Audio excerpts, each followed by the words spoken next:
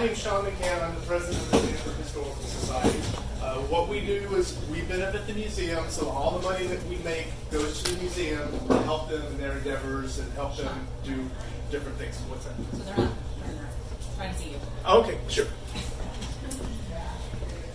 So we have our meetings, and we wanted to try something different this time, so we decided to go off-site. Normally we'll have them at Monroe Hall or some other place, but this time we decided, let's get a business involved, let's talk about the German history of Sanford, and then we can also talk about Hollerbachs and the great things they've done in their history and everything like that. So hopefully you'll enjoy this today. Afterwards, feel free to stay over and have drinks, have some dinner. I'm going to stay and have dinner, so feel free to stay over. You can stay right here if you want to.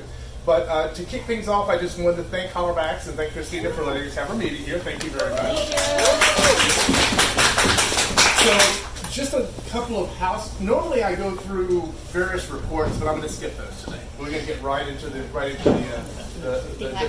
meat of everything today. So a couple of issues as far as housekeeping rules. I'll have Christina tell you where the bathrooms are and things like that. So. Sure, and like I said, in my presentation I'll do a little bit of overview about the space, but just for housekeeping, if you have a drink already, fantastic. We've got some water pitchers over here as well, but we'll have full service in here at the end of our meeting, so you guys don't have to move. You can stay in here after the presentation. But as you guys came in, either through the stairs or the elevator, it's that back hallway where there's restrooms, so there are restrooms up here on the floor. And if too cold, too hot, please let me know, and I'll be happy to adjust it, and I'm excited about the presentation. Thank you very much. So I think then let's go ahead and start out the presentation. I'll have Brigitte come up and she'll talk about some things that are going on at the museum real quickly, and then she'll get right into the presentation and we'll go from there. And I understand we have a special guest tonight too, that I wasn't even aware of. I'm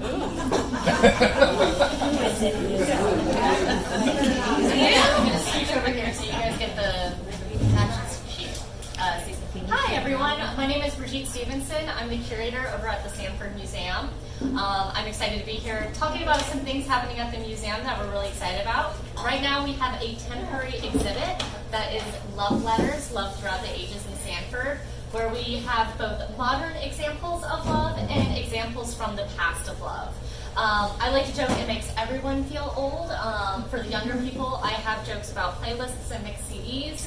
And then we have things all the way up from the 19th century that were given as tokens of affection. So we really encourage you to come out and look at that.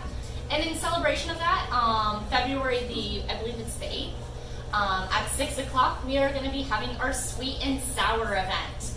So if you love Valentine's Day or you could do without it, we have something for everyone. We're going to have two booths. One is going to be sweet, where we'll have like chocolates and sweets, and you can make your own Valentine. And then the other booth is going to be our sour booth, where we'll have more sour foods, and we'll be telling you about Victorian vinegar cards. So if somebody was maybe a little too affectionate to you, you could give one of these vinegar cards, basically being like, nah. Some of them are very cruel, so we encourage you not to do the ones that are like, oh. But you can make your own vinegar card in case you have someone who is too amorous of your affection.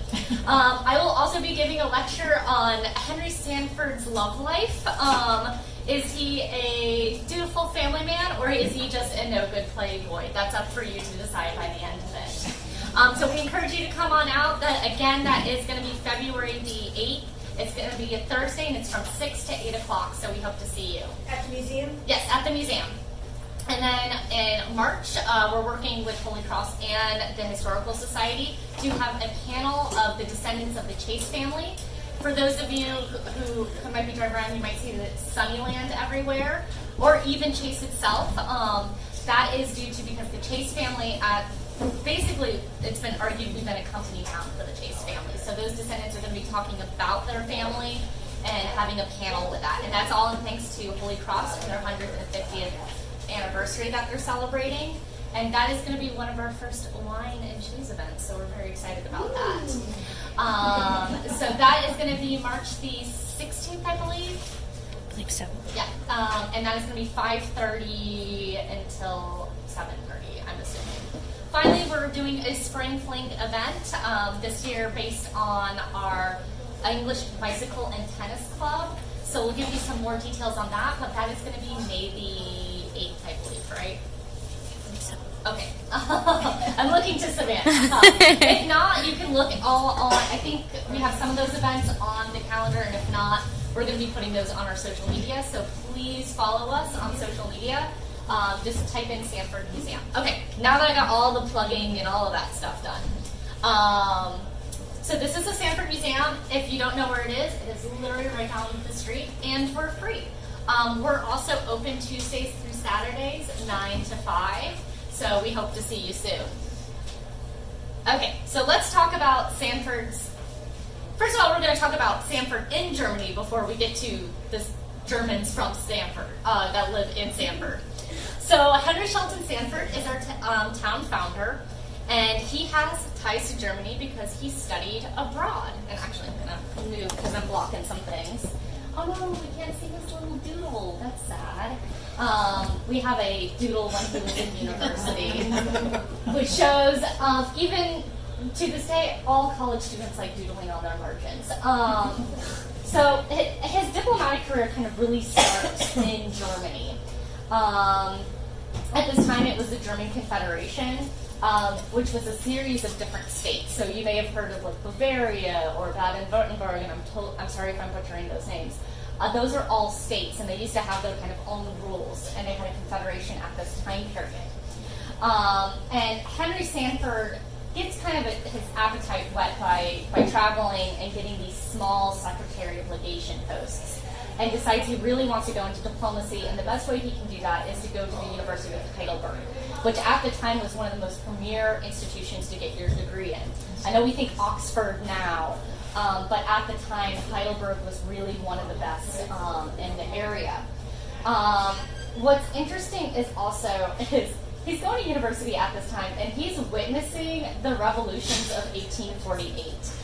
These were a series of revolutions that happened all throughout basically Europe at that time, hoping for more liberal reforms. Some of those liberal reforms was to have either a constitutional monarchy, which basically said the monarch has to follow kind of a series of rules, or even having a republic.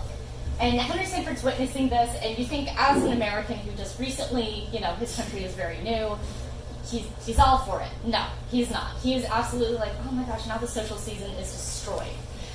They have to cancel all the balls. He can't rub the elbows with the people he wants to rub elbows. He's complaining. He's like, on my way to class, there were literally barricades. I can't even talk to my students in class because we're worried about revolutionary sentiment being spread. And that makes a lot of sense because a lot of these revolutionaries were inspired by the professors at that time. So Henry Sanford is being taught by these very liberal professors. Some of them actually eventually go to German, basically the first German state to get their own kind of election and republic is the Frankfurt Parliament that happens. And Henry Sanford gets a post as like a clerk for Secretary of Legation at that time for this newly formed state, and this is what a picture. This is the adoption of the Frankfurt Parliament. And the Frankfurt Parliament had an interesting nickname. I'm going to butcher this, so please forgive my German. For those of you who can speak better than German than I, please correct me. It was called the Professoren Parliament, or the Professors' Parliament. And unfortunately, it wasn't very effective as an early form of democracy because these professors tended to argue about everything, including whether or not the revolutions of 1848 were indeed revolutions. So it got a little too philosophical. In fact, not only that, Henry Sanford really wanted to be more part of French society because that was considered the most elite society. He complains in his letters that the Germans drink too much beer and only want to talk about philosophy. So, but we do know he did enjoy some of the student life because we have a book of lieder, or songs that were sung when you would go drinking. So that's Henry Sanford's German connection. Now, the first Germans in Sanford, we're going to talk about the St. Joseph's Colony. So Henry Sanford, wanting to find, now that he's bought this entire tract of land here in Florida, wants to populate it. And one way he's thinking about doing that is making a Catholic colony. If you want to kind of move it, this is Felix. So he does this with Felix Swinburne, who is actually a He's from a very interesting part of France called Alsace-Lorraine, which has gone back and forth from being German and French. But they decide to make a German Catholic colony in Stanford. So that attracts people coming in. And now if you want to kind of move it back to show, this is the plaque of what was supposed to be the St. Joseph's colony. So this is the land that was kind of divided out. Now, unfortunately, it was not a very successful colony because this happened right during the time of the yellow fever epidemic that happened here in Florida. And unfortunately, poor Felix passed away because he had to go to Tampa to give somebody their last rites from yellow fever, and he got yellow fever and passed away. Now, it's kind of hard to have a Catholic colony when your one priest is now gone. So it unfortunately dissipated. Now, we do have a lasting mark of the St. Joseph colony with oral history, though. Have any of you heard of the I-4 dead zone? So this is where the origin of the I-4 dead zone is. This is Charlie Carlson. He is the one who really first talks about the I-4 dead zone in his book, Weird Florida. And he also, he has a very direct tie to it. He is a descendant of the Hawkins family that used to own a property where there was apparently 4 unmarked graves of Dutch people. What we've discovered is that's a butchering of Deutsch, which is German for German. And so it was German people. And then the story was, it was a family. And then it was a family that died of yellow fever. All we know is that there is an oral tradition that there were 4 graves of 4 people buried there. That were probably of the St. Joseph's colony, so more than likely they were Catholic Germans. And the story is now I-4 is on that property and they hunt the area, so your car may get into a car wreck over there, or you may hear weird things, or your radio may not work. Honestly, it's probably because it's like one of the worst emerging situations because you have to merge onto an active, bridge. It's not a fun time. But that's the origin of where we get the St. Joseph's colony.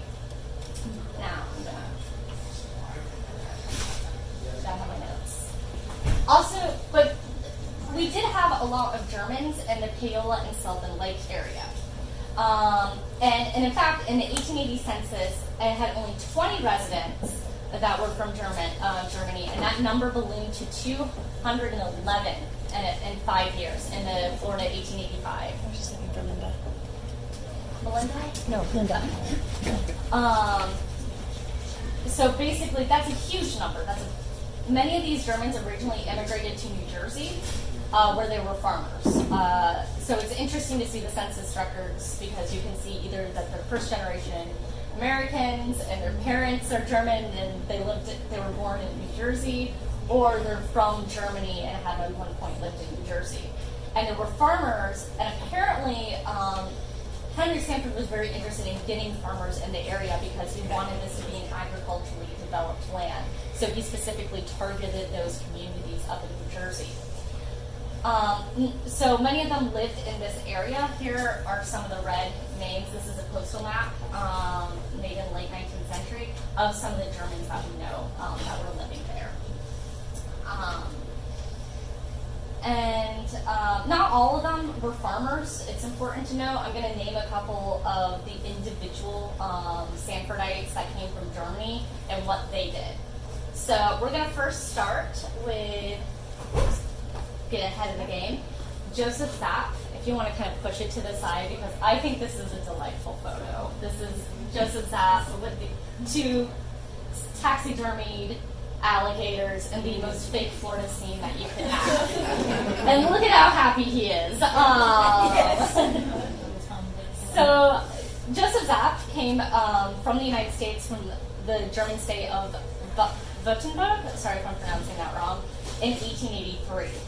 He would move to Sanford in 1890, and he became a supplier for Anheuser-Busch. And he would open that business in the Wellborn block, which unfortunately that building no longer exists. So it's kind of like down there. And he also had a bottling plant where he bottled soda water and mineral waters and our first craft beer, which was Anheuser-Busch beer. So, all the craft beer brewers, unfortunately, yeah, we have a history of Budweiser, and that was our first craft beer. And he was very big in this area with various different people who were involved with liquor. He was part of the Liquor Dealers Protective Association, and one of the reasons why they needed that association is because Stanford particularly was very waffling on the issue whether we wanted to be wet or dry. And what that means is whether or not we should allow liquor here or not allow liquor here. And it is, people got nasty about it. At one point, the Women's Christian Temperance Union was like writing everybody's names and putting them on people's houses. He was voting to make it wet and saying these men are destroying, hello, welcome, if you want to come in the back. And just got vicious, and we voted, I believe, almost like, what was it? Do I have the numbers here? I think about like almost 10 times on the issue about being wet or dry until, the national election happened and the Volstead Act was passed, and that made it, we were dry for a bit. And by dry, I mean we still had legal moonshine, so, as dry as you could be. And we know that at one point he just quits. Joseph Zapp is like, I'm done, and by the 1890s he goes up to Jacksonville. And I want to point out another reason probably at this time period is you really start getting anti-German sentiment in World War I. And that also has a huge effect with the wet or dry issue because many Germans found a way to make a career for themselves with beer. Especially, you can see in places with St. Louis that had a big German connection, that beer making was huge because it was a way for these men to provide for their families. So when World War I happens and there's a lot of anti-German sentiment, that's also one of the reasons why the Volstead Act, which would cause prohibition, was one of the reasons why that happened. Now, I'm going to talk about another saloonist, is Charles Dumont. And he kind of gets an unfair rap because he, unfortunately, his bakery, which turns out his wife worked at, burnt down the town in 1885. Burnt down the town, and this is actually he had his own building called the Dumont Building. Keep this image. This is from the Sanford map from 1887. Keep this image in mind. So it has a bakery, you can see the oven right there. It also had billiards, and at one point, it's interesting, Dumont actually owned a saloon. Now, when the fire happened, there was a rumor that instantly came out because it was the same day, it was the day after Stanford voted to be dry in one of their first elections on whether or not to be dry or wet. And they said the saloonists burned the town down. My theory is poor Dumont, is not necessarily a saloonist. He did own a saloon at one point, but his bakery caught the thing on town, and so people got their poor wires crossed when they heard, oh, Dumont's place started the fire. They're like, he was a saloonist, instead of being like, no, he had a bakery. That's going to cause more of a fire. But it's also important because I'm going to bring this image up again to show how the Germans were connected. And poor Dumont actually had kind of a hard time here. His wife, who owned the bakery, who unfortunately burned the town, she unfortunately dies shortly thereafter, not from stress, but she is one of our few cases that we think of somebody who died of yellow fever. And so because of that, this whole building had to be quarantined because they didn't know how yellow fever was passed. Yellow fever is passed by mosquitoes, but at the time they didn't know, so they were very strict here in Florida, quarantining. In fact, there's a story where there was a doctor who was coming back to help treat people, and he was not let off the boat because the boat had to be quarantined to help rescue people from yellow fever. So poor Dumont, his poor wife, and in fact, some people started writing into the newspaper being like, hey, his wife had like another complaint before, maybe it wasn't yellow fever, maybe she died from a totally like different type of fever, trying to prevent this from happening. But poor Dumont, he dies fairly young as well. He dies from Bright's disease. It's actually ironically the same thing that kills Henry Shelton Sanford, our town founder. And that's a genetic condition. So poor Dumont dies, and what's interesting to note is the person who paid for his funeral was Joseph Zapp. He wasn't a relation, but he helped him out. Another connection that I want to kind of show and talk about is Severn Rapp, because he also owned a place in the same building that Charles Dumont had.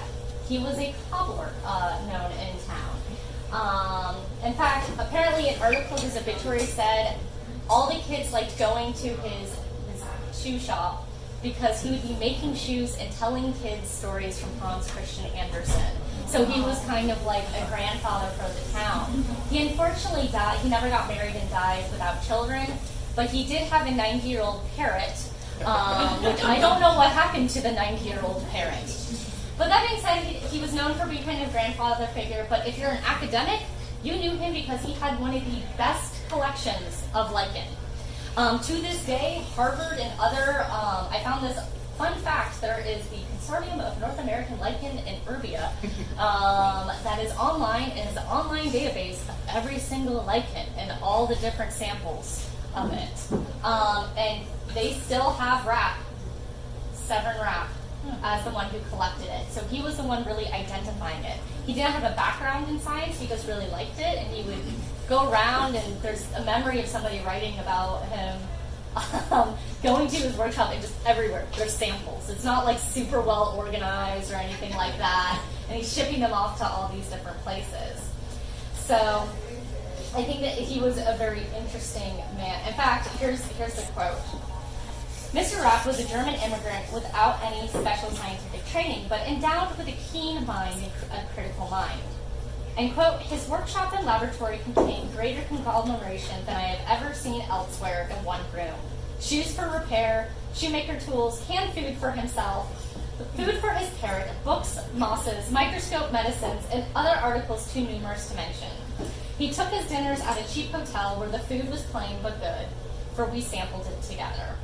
So he is credited with helping discover 6 new types of lichen in Florida, and he unfortunately died at the age of 88 by being hit by a car, which is really unfortunate.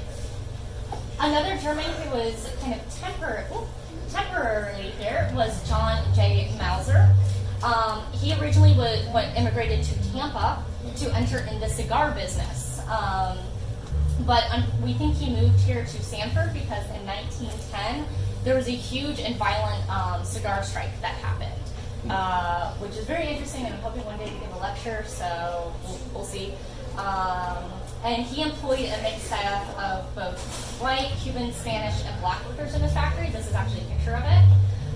Each had various different jobs within those places, and it's a very interesting kind of cultural heritage because cigar factory workers were some of the most educated workers in the United States because they would employ somebody called a lector, whose job was basically they gave part of the salary and they would all vote what they wanted to read on. And he would read it out loud, so like a modern day podcaster. And that was his job, and people voted on it. And sometimes the whole voting situation would get violent in itself because, especially when women started getting in the workplace, they're like, oh my gosh, these works, they're too rebellious for a woman mind. But we know he left probably sometime in the 30s. His family said it was probably due to the Great Depression why he left Stanford. Do you know where his factory was in Stanford? Yes, also in the Wellborn block. Oh. So this poor Wellborn block, which no longer exists, has all this great stuff, and I'm like, are you kidding me? It's now kind of a vacant lot. So nothing exciting. And then the last person I want to talk about is really the Schmaltz family. And Carol previously wrote a very good article about that from our Historical Society. So if you read that article, thank you, Carol. So Victor Schmaltz was part of our Paola Germans. And he made kind of the first theme park in Central Florida before the mouse came down here. And it was Woodland Park. It was made from an old shell midden. And shell middens were basically the indigenous people who used it as ceremonial, sometimes argued like trash pit and that sort of thing. And unfortunately in the 1920s we had this like fun desire to just destroy all of them to make all of our roads. And because of the Depression, when they dug it out, it filled up with spring water, and it became kind of a public swimming pool in 1891. And it stayed at a constant 72 degrees, which for me is way too cold. But for some people, they loved that. I guess that works if it's hot. I'm spoiled. And then to run the park, it was really a family affair. Schmaltz's daughter actually had she would sew various swimming clothes or swimmers that people could rent out. So just imagine renting out your bathing suit. I believe they'd be wearing a chemise, so there's some protection. It's not like, but it's still. Sadly, the park closed in the 1920s. So these are some of our few notable Germans. There's many more stories, but I wanted to give you kind of a sampling of all the different Germans that helped make Sanford into what it is today. Did you say where that was? Woodland Park is out over by where the zoo is, kind of in that area. There's I think there's a marker too out there that talks about what it's in the zoo property. It's in the zoo property. Also, another question. I think the Schmaltz family lived in Paola. Yes. And the house is still there. Oh, really? It wasn't destroyed with with all the construction with 4. Well, that's good. That needs to And that's be. something else I need to check into and Yeah. try to figure out which house, because there's several houses along there across from that humongous Presbyterian church. Yeah. So more to come. Yes. So does anyone have any questions at all? I'll be happy to answer them. Where's considered a Paola area? I used to know, I forget. Yeah, no worries. It's so out by 25th Street where Reinhardt Road crosses. It's that area. It's a little bit before Colonial Park and Heathrow. It's where like Arbor Lakes and that 7-Eleven is.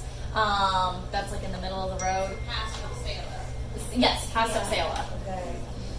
And there's also a vacant lot on the corner of Banana Lake Road and Army Boulevard and 46A. Just before you go into Heathrow. Yeah, I think it's It was the 18. location of a Yeah. Presbyterian church. And archaeologists have been digging in there for several years trying to locate graves, because apparently nobody can build there until they locate the graves and remove And them. that's actually probably where most of our Germans are buried, because the Weisers were the one who made that congregation, and they were the one who originally owned the land, and they're also another one of our Germans. But I don't know too much about the Weisers other than the fact that they owned that property and was part of that church community, and that they tried finding the descendants of the Weisers when all that nightmare was happening and that sort of thing. But we do know at least 33 people are probably buried in that area just from our burial records. But it had enough to be like 88 people to be buried there. So there could be anywhere up to 33 to 88 bodies buried there. Any more questions? Well, thank you so much. I hope to see you at some of our other programs. And thank you so much, all of us. Thank you, Brigitte.